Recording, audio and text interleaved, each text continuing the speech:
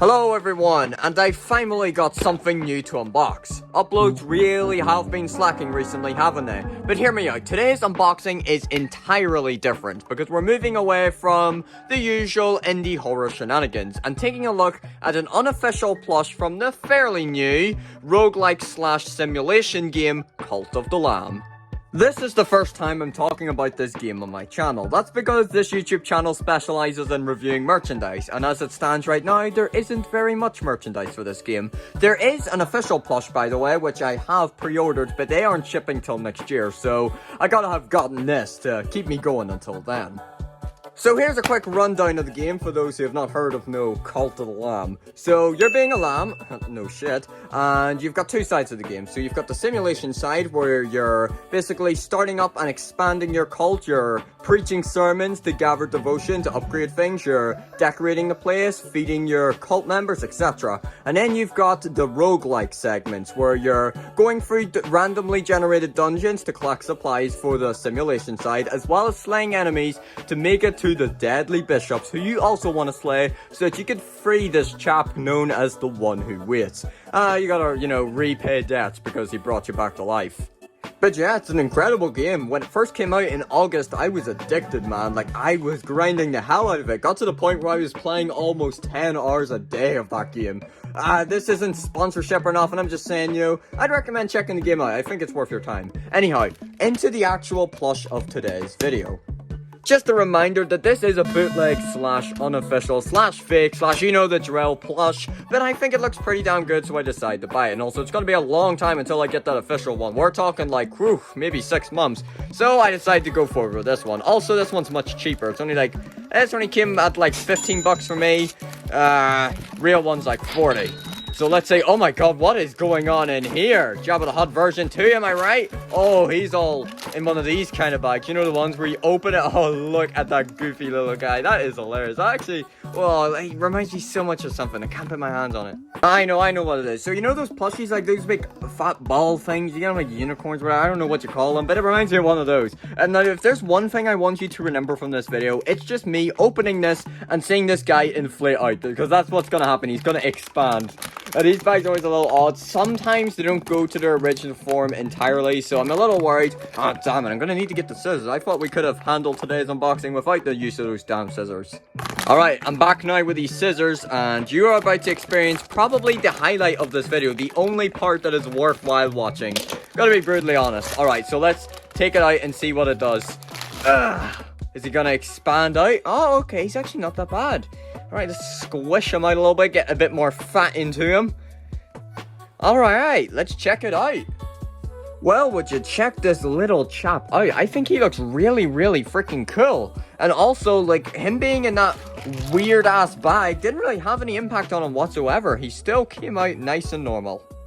Something I always find impressive is just how quickly these bootleggers always flock to making these plushies. Get that joke? Haha, because it's a lamb? Okay, whatever. But, this plushie here, this Cult of the Lamb plushie, I was seeing this, like, in August. Like, literally, like, a week or two after the game came out. And it looks pretty damn good and pretty accurate, especially for the time it took to make it. Let's take another example. Remember this guy? Yes, the guy himself, the horny Huggy Wuggy, that's him.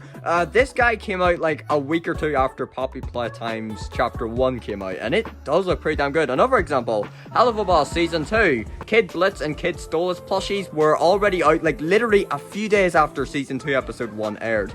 Oh yes, also, little story about this guy. I actually originally ordered this at, like, the end of August, but it had been a couple of weeks and there was no sign of it showing up, so I went ahead and bought another one, and here he is.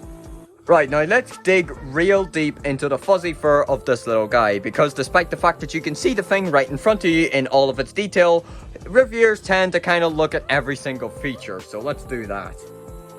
So, like I usually do, I'm going to start by the top of the head and make our way down. So first on the top of the head here, look at these, is demonic, mischievous little horns here. Now, something I would have really appreciated to have, actually, it does look a little bland without it. It would have been really, really awesome if he had the red crown on the top of the head here, but Unfortunately, he doesn't, and it does make him look a little bit bland, kind of just like your average lamb. Oh, and fun fact about this Cult of the Lamb unofficial plush, there's actually two different styles of this plushie, and the difference comes down to the face. So there is another version, which is like a happy version. I don't think I'm going to get it unless this video does do really well, and you'd like me to review it, but it's really not that much different. The facial shape is different though, which is why I went for this one, because I think the kind of head shape and all of this one is much nicer.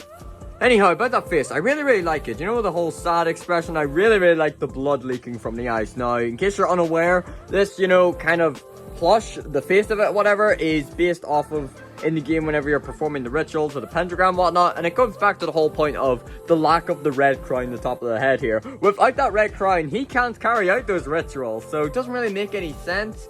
And overall, I just think the presentation would have been so much nicer if they just added a little crown up there, even if it's just crappy cardboard. It would have done the job. But yeah, I really do like the way they've done the face. I definitely prefer it to the other version they've done, where it's like the smiling version. Look at the little ears here as well, that's awesome. And I also really appreciate these little red lines, you know, wee threads on the horns and the ears here. Just that nice extra little detailing that you gotta appreciate. And then we move on to the body, and it holds up just as well as the face here, because it also looks really good, especially the fleece here. I love the way they've done the fleece. Look at this, it can flip up and everything. They could have done something way lazier, like, I don't know, imagine they just printed it on or something like that. That would be awful. Yes, I'm too used to reviewing like Funko FNAF plushies where printing is everywhere. But yeah, the fleece is really damn good. Look at all this detailing of all the lines and whatnot. I really like it. And then the rest of it just kind of standard cheap body with little stubby little legs and arms here, which looks really nice. Also, should I emphasize, you'll probably be able to pick it up just by looking at it, but this is a very fluffy little guy. I mean, no shit, he's got all this wool and all, but hey, I really like it.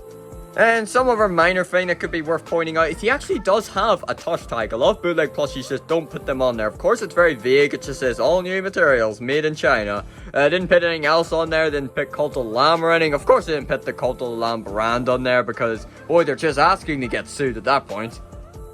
Anyhow, there you have it for my review on this super awesome Cult of the Lamb unofficial plush. Let me know what you think of this little guy. I actually really like it. And you'll notice that for the upcoming while, I will be posting a lot of non-FNAF reviews. Don't really have any FNAF things to review at the moment, so expect to see some other franchises maybe coming back a little bit, and maybe some new faces as well. I'll see you soon with that. So that's going to do it for today's review / unboxing video, and I'll see you next time.